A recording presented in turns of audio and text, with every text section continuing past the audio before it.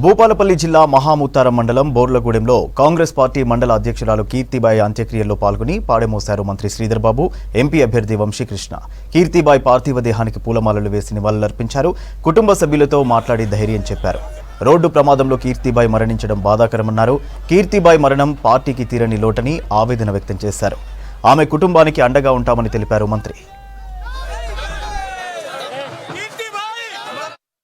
అకస్మాత్తుగా యాక్సిడెంట్లో మరణించడం చాలా బాధాకరం. మా యావత్ కాంగ్రెస్ పార్టీకి సంబంధించిన మా కార్యకర్తలు, నాయకులు అందరినీ కూడా దిగ్భ్రాంతిలో ముంచింది. వారి మరణం వారి కుటుంబానికే కాదు, యావత్ కాంగ్రెస్ పార్టీకి సంబంధించిన మా పార్టీ కూడా చాలా పెద్ద లోటు. ఒక సిన్సియర్ కార్యకర్తగా, నాయకురాలుగా, ఒక ధైర్యవంతురాలుగా అనేక సందర్భాల్లో ఆనాడున్న టీఆర్ఎస్ పార్టీ ప్రభుత్వానికి సంబంధించిన వారి కార్యకర్తలు, నాయకులు మహిళని చూడకుండా ఇబ్బంది పెట్టిన ధైర్యంగా నిలిచి కాంగ్రెస్ పార్టీ జెండాను కాపాడిన మా చెల్లెలు, కాంగ్రెస్ పార్టీ పట్ల పూర్తి స్థాయిలో విశ్వాసం ఉంచి ముందుకు నడిచి ఈ మండలానికి సంబంధించిన పేద వర్గాలకు సంబంధించి ఒక నాయకురాలుగా నిలబడ్డ సోదరిమణి. వారు ఒక ప్రత్యేక ఉదాహరణ.